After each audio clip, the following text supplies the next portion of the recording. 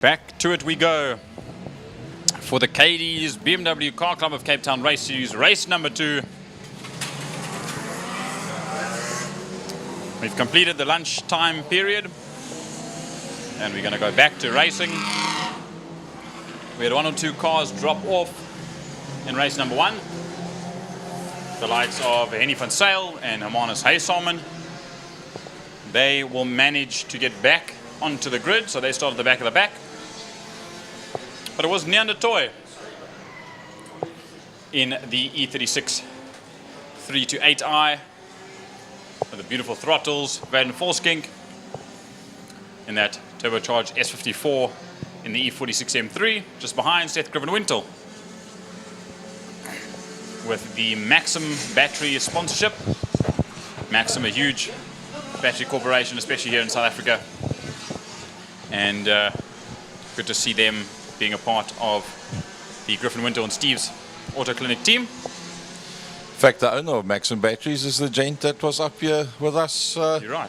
just 20 minutes ago. 5 times V8 champion from Tigerberg Raceway back in the day.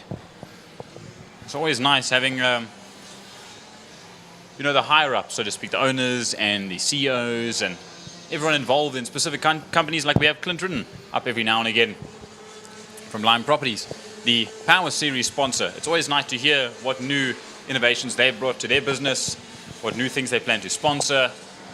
And it's always nice bringing more sponsorship into a class, even if it is only for just a single individual, or if it's for a class or a team or whatever the case may be. Sponsorship here at Killarney is always welcome.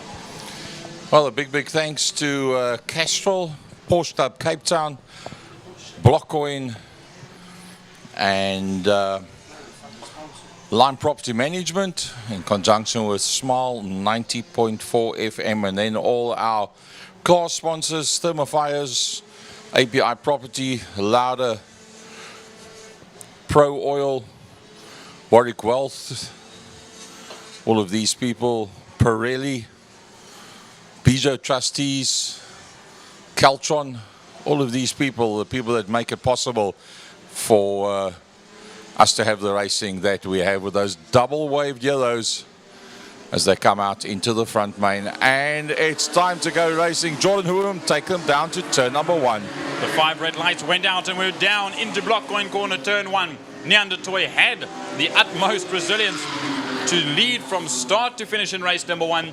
He's pulled the whole shot into turn number 1 in the second race of the day. But he has that very quick, very fast charging Van Volskink just behind him. Behind those two, however, Seth Griffin-Wintle as well. Oh, we've got a bit of chaos in the background. One of the last 4, I think that could be Sebastian. That looks like Mia Bench. Was that Mia Bench that's gone off? And yeah, that car is in a very precarious position. Hope they get that one going. Otherwise, it's going to be double waved yellows the first time everybody comes through there. If she had a spin in race number 1 as well, so that didn't help out either. Now she gets another incident straight off the bat in race number 2. But we look as they go through Sarl Sweep now, down past the fastest corner in the Western Cape and down towards Cape Town corner. And we'll just look as the order comes through the final corner, which is pretty much a hairpin. The most banked corner around the circuit. Ernest Page up the inside of his good friend Dexter Bruce. Bruce getting a little bit tail happy out of the final corner. But we'll watch them now come across the line, David, and we'll see what the order lies. Absolutely stacked field for this Cadiz BMW Cape Town Championship here. We just saw Ernest Page there, found out that it was brake problems that he had in race 1, so he had to back off and ease it so he could race in race 2. But you see him in that battle there, midfield, that's 6th, 7th, 8th and 9th as well. You've got Dylan Joubert having a decent effort out there in 9th position. That looks like a little wide there for Cobus de Kock there in the number 77 in 12th position. But we go back to the race leaders here, and again another cracking start from Neandertoy. Absolutely, because watch the whole field come through. Damp's Dip obviously named in honor of Charles Stanley Damp, who was a key figure in the development of the circuit and served as the president of the Metropolitan Motorcycle and Car Club back in its day. as we see some more tail-happy moments, very much so for Shane Williams as he goes onto the dirt outside of turn number 3.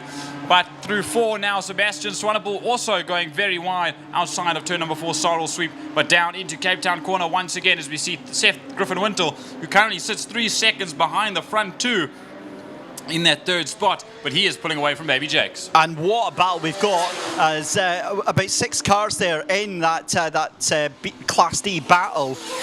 Going further on, we go across the start-finish line as we're still watching the rest of the cars coming through here, through towards the tail end of the group here, but down into turn 1 we go. And again, with all these different classes here, Jordan, there really is something for everyone, but I'm loving this little fight that's going on between 13th, 14th and 15th position here.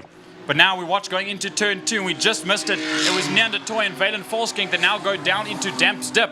They were fighting nose to tail. Valen got up into the lead for just a moment before Nian blocked the nose of that E46 M3 and took the position back, sliding around. There I see Seth Griffin-Wintle's plexiglass side window has blown open. You can see it flexing ever so slightly in the sun, but he's still ahead of Baby Jakes and Dexter Bruce. Then it's Dylan Joubert. Behind Dylan Joubert, Page. Mark Gray's back at it in this car. Then it is Connor Kilbride, Lloyd Brady, and Zach Layden in the 64 Inclinen car, currently sitting 11th overall.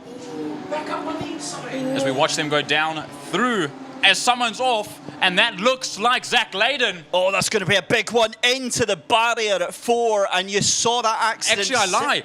I think Did he save that? But I think he's done lots of rallycross experience as well as oval, so he knows how to slide that car. So he sent it into a spin, got on the gas, and saved it from getting into the wall. Fantastic car control there, but back with the leaders. This is sensational stuff. As up the inside goes Volchek, leaning on each other. This is racing at its finest, ladies and gentlemen. BMW side by side, and Volchek actually holds on to the lead there, but Detroit going to try and outbrake him round the outside, pull the car in. Beautiful cutback move by Detroit, but Volchek places that car exactly where it needs to be. Amazing defensive driving going on here. It's not often you can get past Neandertoy and stay there, and Nean's not making it difficult at all as they come out through Dam's Dip. Now we look back to turn number 1. There we see Jacques Detroit come through, but on the dirt ever so slightly, the E46 M3 with S54, I believe that motor is turboed, comes out of Sorrel Sweep, and the turbo power pulls that car more and more ahead, unless it is naturally aspirated, but it's still got the top end power ahead of the M52 B28, naturally aspirated with throttles in that Neandertoy NDT Racing BMW. Here comes the rest of the field then. 3rd place is going to be Baby Jacobs in 3rd position in that number 42. Then in 4th place is the number 143 of Bruce, and the number 37 as well. Just behind them as well of Seth Griffin-Wintler. Again, just pushing as much as they can, but at this stage in the race with 4 laps left to go here, you need to be careful. We've then got Joubert and Gray. You've also seen Ernest Page in the background. You've got Kilbride in 9th position, and Brady rounds out your top 10. The episode was in fact Zach Layden that dropped down out of the top 10 into 17th now after saving that car from the tyre wall. But there we see another, the 2 all-black Batmobile style race cars, that being the Garage 43 car, or the Garage 38 car rather, of Dexter Bruce. Just ahead is Baby Jakes. Always that police livery, or the police scheme on that car is always so, I can't even find the words for it. It's so This is what happens with BMWs, though. They leave you absolutely lost for words. And I've got to be honest, now that Waylon Volchink in that number 52 is out in the lead, I don't think he's going to be getting caught right now. He is absolutely away with it, and the pace is about 2 seconds a lap faster than anyone else out there as they come down the Killarney Straight towards the Cape Town corner. But here is your battle for 3rd, 4th and 5th position. Jacobs, Bruce and Joubert all battling it out as we go almost side by side into Cape Town corner. Into the final corner they go, and it's Jacobs. Dexter Bruce gets very sideways, sticks it up in front of Dylan Joubert, makes Dylan check up ever so slightly, jump on the brakes just to avoid any contact, and they make it out unscathed. However, this gives Baby Jacobs a chance to just pull a little bit further ahead of Dexter Bruce and Dylan Joubert, just behind Connor Kilbride in the Spirit Racing E36, just there behind Ernest Page as Dylan Jabir goes up the inside of Dexter Bruce into block point corner turn number 1. And that's Ernest Page having to be under defence right now, because just behind him is Conor Kilbride. But we cut back to that third, fourth and fifth battle. So there we go, Dylan Jubert getting up into that fourth position, and that sends Dexter Bruce down into fifth. So again, it's all changed here, and again, where we were having that tight battle just a couple of laps ago, it's now evened off. I wonder if now that Dylan Jubert has cleared Bruce, if he'll be able to get onto the back of Jacobs. We'll have to wait and see, but only 3 laps left to go here. There's a high chance, but you also got to remember that Dylan needs to be incredibly consistent if he wants to catch up to the back end of Baby Jacobs. But Valen Volskink, now currently in the league of his own, just like Neander Toy was in race number 1. Down the highway they go, and down the back straight they will go for third, fourth and fifth positions. There is Jacobs, there's now Joubert in that second spot in your frame, and behind Dexter Bruce.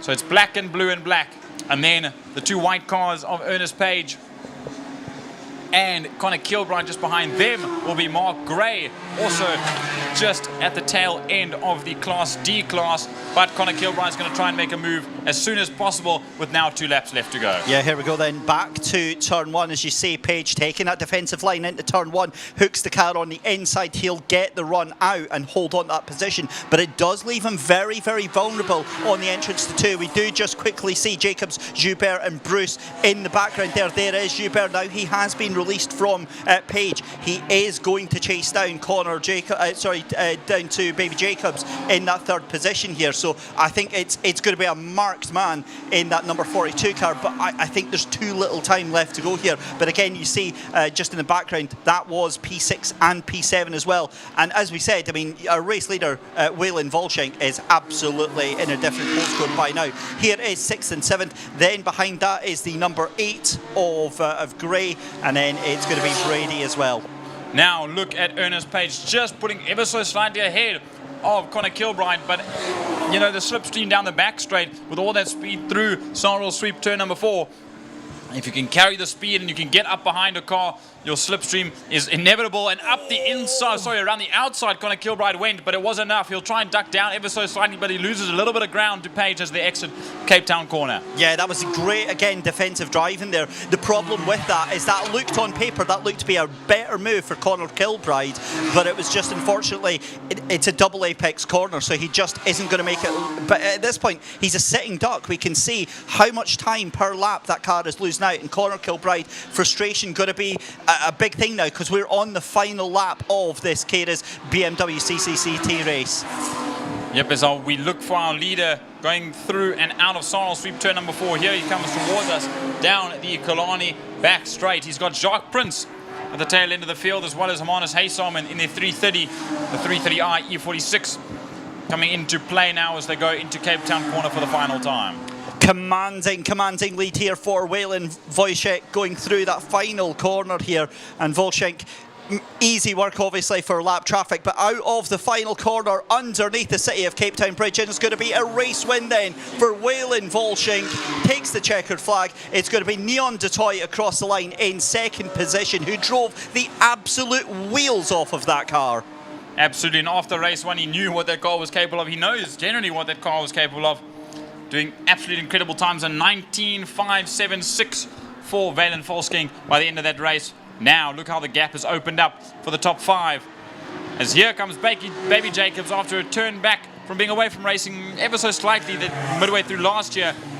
He gets there ahead of Dylan Joubert and Dexter Bruce. Then Ernest Page just nips out Conor Kilbride to the line. I can see the Fury Motorsport team very, very excited, as well as Mark Gray coming across the line in that 8th spot overall.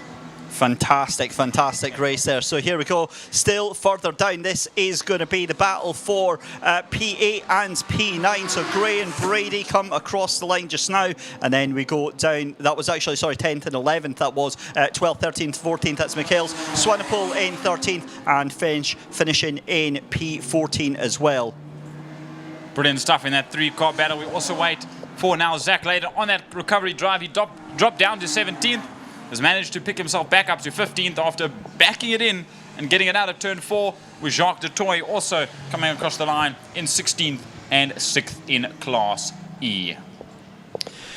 Well, a chance to take a breath after that. That was a fairly hectic finish to the lunchtime peace and quiet that we had here. But again, this is exactly what we expect from the BMWs. Tight, close racing, and this is why they get so many drivers out in those different classes here. So congratulations to everyone involved in that. And then after this, we're going bike racing because it's time for the Pirelli STC 650 and SSP 300 motorcycles. But we'll come to that in a couple of minutes because we'll get some replays very shortly of what was just a very, very exciting race there, and you know, a brilliant win for Waylon Volshank, but he didn't have it all his own way. Neon Detroit, and we could see this through the course of the race here, Jordan, absolutely driving the wheels off of that BMW. You saw the attitude of the car on the exit. You saw that he had that accelerator down probably